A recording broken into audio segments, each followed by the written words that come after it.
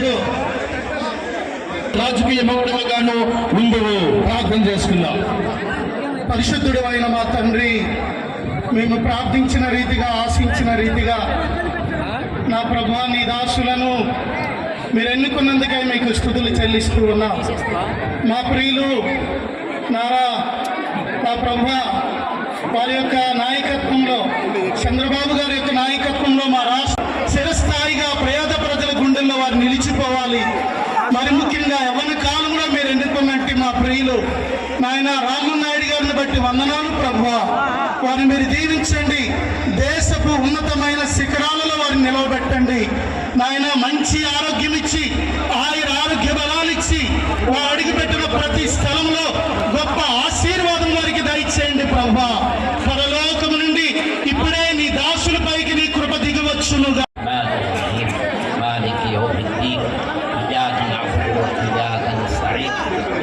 صراط المستقيم صراط الذين أنعمت عليهم غير المغضوب عليهم ولا الضالين آمين या इलाही आलमीन ऐ परवरदिगार आलम, ऐ अल्लाह हमारे तेलुगु देशम के जिम्मेदार और जो राम मोहन नायडू साहेब गारू और अच्चन नायडू साहेब गारू और गुना संकल गारू साहेब गारू और बाकी MLA साहेब जितने भी हजरात खिदमत गुजार हैं, अल्लाह इनके ओहदे में और इनके कार्रवाई में, इनकी मेहनत में ज़रूर मदद फरमा।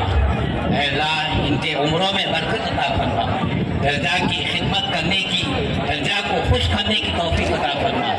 अल्लाह जो ज़रूरतमंद हैं उन ज़रूरतमंदों की पूरी खिदमत अंजाम देने की तौफीक अता फरमा। या आलमीन, ऐ अल्लाह इन्हें खुश रख, ऐ अल्लाह इन्हें खुश रख, खुशहाली ज़िंदगी अता फरमा, कौम की खिदमत करने की तौफीक अता फरमा। ऐ अल्लाह जितने MLA और जितने मिनिस्टर यहाँ पर मौजूद हैं, మొన్నటి వరకు ఒకే ఒక ఇంజిన్ బండితో మనం నడిపించాం. ఈ రోజు 2 ఇంజిన్ల బండి వచ్చింది. ఒక ఇంజిన్ బండి ఉంటే ఏ విధంగా ఉంటారు నీకు తెలుసు. అదే 2 ఇంజిన్లు ఉంటే ఎంత వేగం పరిగెడతాదో మీ అందరికీ తెలుసు. కేంద్ర ప్రభుత్వం సహకారం, మోడీ గారి సహకారం తీసుకుని ఈ రాష్ట్రాన్ని అన్ని విధాల గాడిలో పెడతాం. శ్రీకాకుళం జిల్లా చాలా పేదరికం జిల్లా, వలసల వెళ్ళిన జిల్లా. ఈ జిల్లాని ఎన్ని విధాలుగా అభివృద్ధి చేసినా ఈ జిల్లా ప్రజల రుణం తీర్చుకోలేము. ఇచ్చాపురం నుంచి హెచ్చర్ల వరకు 8 స్థానాలు ఈ జిల్లాలో ఉన్నాయి. 8 స్థానాలు కూడా 60-70% ఓట్లతో ప్రజలు మమ్మల్ని గెలిపించారంటే శ్రీకాకుళం జిల్లా ప్రజలకి జీవితాంతం సేవ చేసిన ఈ జిల్లా ప్రజల రుణం తీర్చుకోలేమని ఈ సందర్భంగా తెలియజేస్తున్నాను. ఈరోజు కేంద్ర మంత్రిగా రామ్మోహన్ నాయుడు ఉన్నాడు, రాష్ట్రంలో నేను కేబినెట్ మంత్రిగా ఉన్నాను. నా శాఖ నేను 3 రోజుల నుంచి రివ్యూ చేస్తుంటే శ్రీకాకుళం జిల్లాకి 90% మంది ప్రజలకి ఉపయోగపడినటువంటి శాఖ వ్యవసాయ ఆధారిత జిల్లా. మత్స్యకారులు 194 కిలోమీటర్లు సుదీర్ఘమైనటువంటి తీర ప్రాంతం ఉన్నటువంటి జిల్లా. ఈ రోజు ప్రతి ఒక్కరూ వరి మీద ఆధారపడుతున్నారు. సబ్సిడీలు ఇచ్చి ఈ జిల్లా రైతాంగానికి ప్రోత్సహించి హార్టికల్చర్ ని అభివృద్ధి చేయడానికి హార్టికల్చర్ కూడా నా దగ్గరే ఉంది. ఈ జిల్లాలో పశు సంపద, వెటర్నరీ శాఖ నా దగ్గరే ఉంది. ఈ జిల్లాలో పండినటువంటి ధాన్యానికి గోడమ్స్ లేక అవస్థలు పడుతున్నారు, మార్కెటింగ్ శాఖ నా దగ్గరే ఉంది. ఈ రోజు ఈ జిల్లాలో ఏదైతే కోఆపరేటివ్ వస్తుందో ఆ శాఖ నా దగ్గరే ఉంది. నేను ఎంత అదృష్టవంతునంటే ఈ శాఖని 4 మంత్రులు చేసేవాళ్ళు. 4 మంత్రులు చేసిన శాఖని చంద్రబాబు నాయుడు నా మీద పెట్టాడంటే అచ్చెన్నాయుడు సత్తా చూసి పెట్టాడు. ఇది కష్టమని తెలిసిన సమర్థుడు కాబట్టి ఈ రోజు శాఖను నిర్వహిస్తాడని మంచి గురుతర బాధ్యత నాకు ఇచ్చాడు. నేను నా బాధ్యతని మీరే చూస్తారు.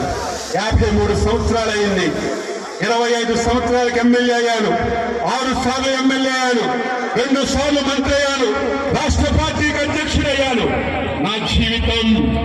శ్రీకాకుళం జిల్లా ప్రజలకి, నా జీవితం నా తెలుగుదేశం పార్టీ కుటుంబ సభ్యులకి, నా జీవితం తెలుగుదేశం పార్టీకి, నా జీవితం చంద్రబాబు నాయుడు కుటుంబానికి నేను అంకితం చేస్తున్నానని చెప్పి మీకు తెలియజేస్తున్నాను. ఈ రోజు ప్రతి ఒక్కరికి నేను మాటిస్తున్నాను. ఎంతో మంది వద్దన్నారు శ్రీకాకుళం జిల్లాలో రాజకీయాలు చేశారు, ఎంతో మంది మంత్రులు చేశారు. ఈ రోజు ప్రతి కార్యకర్తకి మాటిస్తున్నాను. రాజకీయ నాయకుడు అంటే, ఎమ్మెల్యే అంటే, మంత్రి అంటే అచ్చెన్నాయుడులా ఉండాలని ప్రతి ఒక్కరూ చెప్పుకునే విధంగా, ప్రతి ఒక్కరూ చర్చించుకునే విధంగా నా శక్తిని యుక్తిని ఉపయోగించి నేను సేవ చేస్తానని చెప్పి మీ అందరికీ తెలియజేస్తున్నాను. చూస్తున్నారు, పార్లమెంట్ లో ఎప్పుడు మాట్లాడినా మన జిల్లా మన రాష్ట్రంకు ఉన్నటువంటి సమస్యల మీద ప్రత్యేక దృష్టి పెట్టాం. ఆ అనుభవం ఉంది, సమస్యల మీద స్పష్టమైనటువంటి అవగాహన ఉంది. అందుకని ఈ 5 సంవత్సరాలు కూడా కేంద్రంతో ఈ రోజు మీరందరూ కూడా చూస్తున్నారు. చంద్రబాబు నాయుడు గారు అంటే ఆయన విలువ ఏ రకంగా ఉందో మీ అందరూ కూడా ఈ రోజు చూస్తున్నారు. దేవుడు ఆశీర్వదించాడు, ప్రజలు ఆశీర్వదించారు.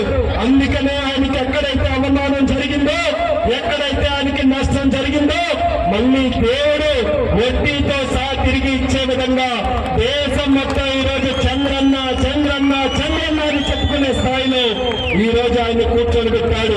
మరి దానికి సహకరించినటువంటి పెద్దలు, ఒక పక్కన జనసేనని నిత్య పోరాట యోధుడు, మన జనసేన అధినాయకుడు పవన్ కళ్యాణ్ గారు మనకు పూర్తిగా సపోర్ట్ చేశారు. వాళ్ళ నాయకులు కూడా క్షేత్ర స్థాయిలో వాళ్ళు కూడా అదే రకంగా మనతో పాటు కష్టపడి ఈ రోజు అత్యధికమైనటువంటి మెజారిటీతో ఈ రాష్ట్రం కాదు దేశంలో ఎప్పుడైనా ఎన్నికలు జరిగితే ఇటువంటి రిజల్ట్ ఎక్కడా కూడా లేని స్థాయిలో రికార్డు మెజారిటీతో గెలిపించారు అంటే దాంట్లో జనసేనకి ధన్యవాదాలు మరొకసారి నేను తెలియజేసుకుంటున్నాను. మరి అలాగే మన రాష్ట్రంలో ఉన్నటువంటి సమస్యలు, ముఖ్యంగా నాకు ఉన్నటువంటి శాఖ విమానయాన శాఖ ఉంది. చాలా ఎయిర్పోర్ట్లు ఉన్నాయి, డెవలప్ చేయాలి. నా అదృష్టం ఏంటంటే మన పక్క జిల్లాలోనే సోదర జిల్లాలో భోగాపురం ఎయిర్పోర్ట్ నిర్మాణానికి తయారైంది. రికార్డు స్పీడ్ లో అది కట్టించి విమానాలు అక్కడ తెప్పించి ఈ 3 జిల్లాలకి కూడా ప్రధాన అభివృద్ధి కేంద్రంగా ఎయిర్పోర్ట్ తయారు చేస్తానని ప్రజలందరికీ కూడా హామీ ఇస్తున్నాను. ఎయిర్పోర్ట్ డెవలప్ అయితే కేవలం ఫ్లైట్లు ఎక్కి దిగడమే కాదు, దానికి తోడుగా వేల మంది యువకులకి ఉద్యోగాలు వస్తాయన్నది కూడా ప్రతి ఒక్కరు కూడా దృష్టిలో పెట్టుకోవాలి. ఇన్స్టిట్యూట్లు మనకు వస్తాయి, దానికి సంబంధించినటువంటి కంపెనీలు వస్తాయి, ఎంతో మందికి ఉద్యోగ అవకాశాలు వస్తాయి. అందుకనే భోగాపురం ఎయిర్పోర్టు, విజయవాడలో ఎయిర్పోర్టు, తిరుపతిలో ఎయిర్పోర్టు, అలాగే కడపలో, కర్నూలులో, రాజమండ్రిలో ఎన్నో ప్రాంతాల్లో మన రాష్ట్రంలో ఉన్నటువంటి ఎయిర్పోర్టులు అన్ని రకాలుగా 100కి 100% అభివృద్ధి చేసే బాధ్యత నేను తీసుకుంటానని కూడా ఈ సందర్భంగా తెలియజేసుకుంటున్నాను. దానికి తోడుగా జిల్లాకి చాలా సమస్యలు మనం పరిష్కారం చేశాం. ఈ రోజు కేంద్ర మంత్రిగా ఉన్నాం. ఏవైతే హామీలు ఇచ్చానో రైల్వేస్ పరంగా అందరూ కూడా ధైర్యంగా ఉండండి. ప్రతి సమస్యను కూడా పరిష్కారం చేసే బాధ్యత, రైల్వేస్ ని అన్ని రకాలుగా మన జిల్లాలో అభివృద్ధి చేసే బాధ్యత నేను తీసుకుంటానని కూడా హామీ ఇస్తున్నాను. అలాగే కేంద్రంలో రైతులకి సంబంధించి, మన సాగునీటి ప్రాజెక్టులకి సంబంధించి ఎన్నో పథకాలు ఉన్నాయి. ఆ గతంలో ఉన్నటువంటి ప్రభుత్వం సరైన నిర్ణయాలు తీసుకోలేక, సరైన అవగాహన లేక ₹1 కూడా కేంద్ర నిధులు వినియోగించుకోలేకపోయారు. కానీ ఈ రోజు మళ్ళీ మన అందరి అదృష్టం, మన రాజకీయ బాహుబలి రాష్ట్రానికి అధ్యక్షుడిగా ఉండి 175కి 160 సీట్లు వస్తాయని 2 సంవత్సరాలుగా ఖచ్చితంగా చెప్పినటువంటి ఒకే ఒక్క వ్యక్తి మన అచ్చెన్నాయుడు గారు.